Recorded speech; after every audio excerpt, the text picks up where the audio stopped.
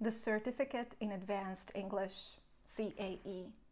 It looks great on your CV. It opens doors to higher education opportunities, career growth, and also on a personal level. It is a significant accomplishment, something that boosts your confidence.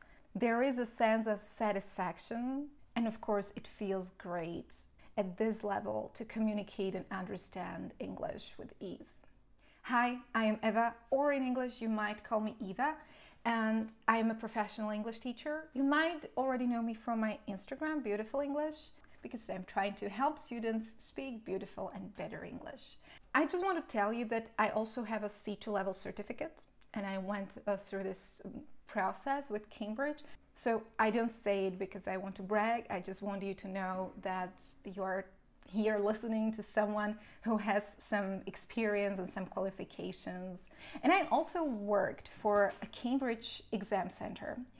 This one was based in Switzerland. I got to see the background of the exam, which was also interesting. I was not an examiner, I was a coordinator, so I was doing some paperwork, communicating with some candidates, schools, and so on. In today's video, I would like to give you tips and tricks and all the information you should know about the exam before you decide to take it.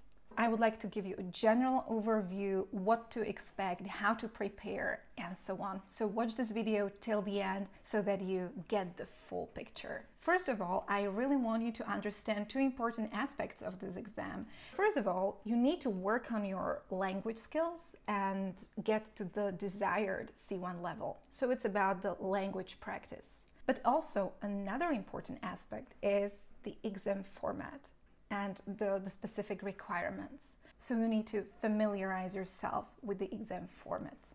So even though you feel confident and you are like, sure, I definitely speak English really well and I can definitely pass this kind of exam, remember that there is a time limit, there are some parts of the exam, and if you're not used to that, if you're not used to those kinds of exercises, it might take more time and it might not be easy for you to pass it. And in today's video, we are going to talk more about that format and requirements. So we are going to start with one important website that you should check, and that's the official Cambridge website. And all the information you might need, you can find it there, and it is like a reliable place where you can look this information up. And as you can see, there are 4 parts of the exam: reading and use of English, writing, listening, and speaking. Another great thing is that you can download sample papers to get the rough idea for free. So let's break this down a little. I would like to give you maybe some important tips and tricks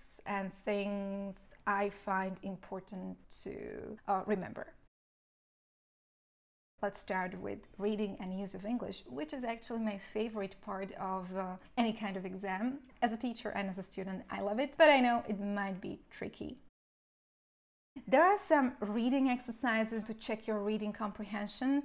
At this level, C1, you are supposed to demonstrate that you are able to work with different types of texts, even longer texts, something factual or fiction. Make sure you're used to reading various types of texts, not just your favorite type of literature, but also various styles. With these reading exercises, you are supposed to work with the text, to maybe sometimes even read between the lines a little.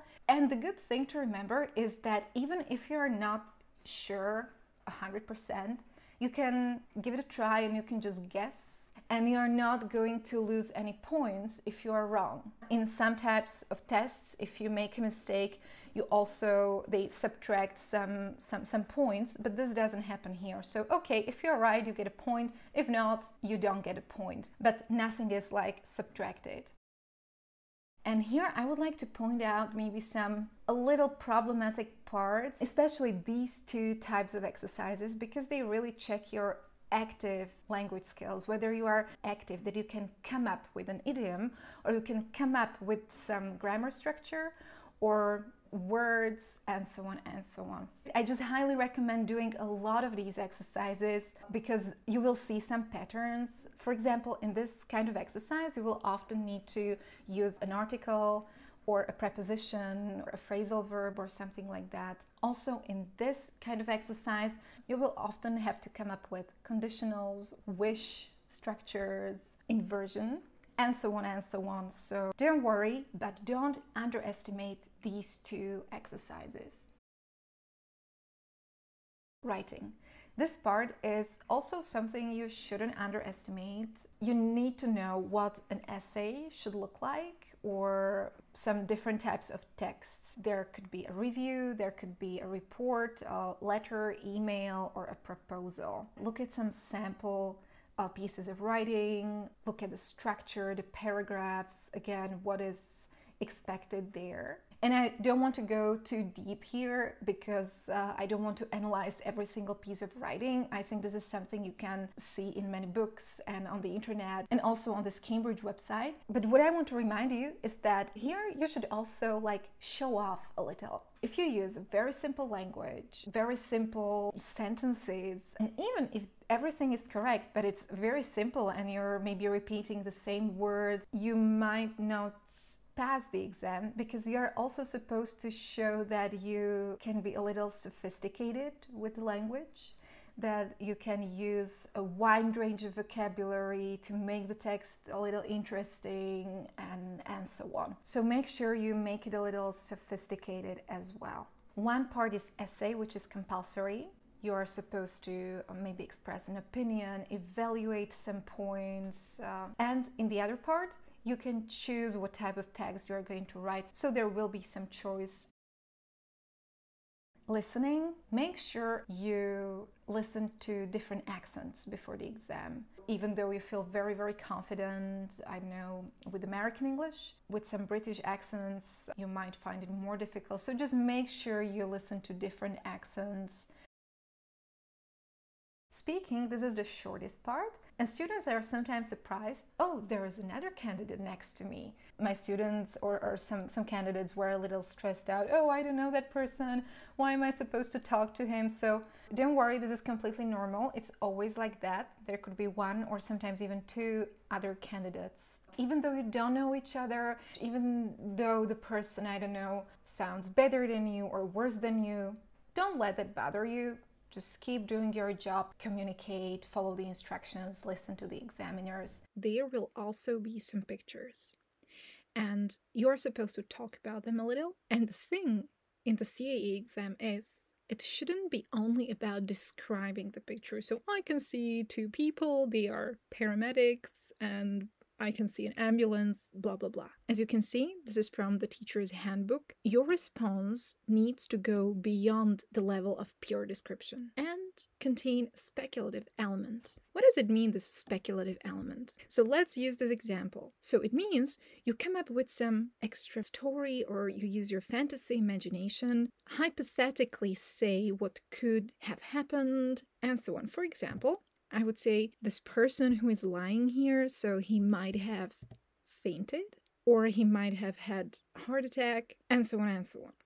And I have highlighted this structure might have these modal verbs in the past to express some deduction or speculation. They are just really good for this kind of exam. I highly recommend using these structures because this is what examiners like to hear. It sounds advanced. If you use it correctly, it is definitely going to get you some good points. You could also say how they might be feeling right now in the picture. So for example, these paramedics, they might be feeling worn out because it's a very challenging, demanding job, for example. So just a few ideas to get you thinking. Remember to use your fantasy a little.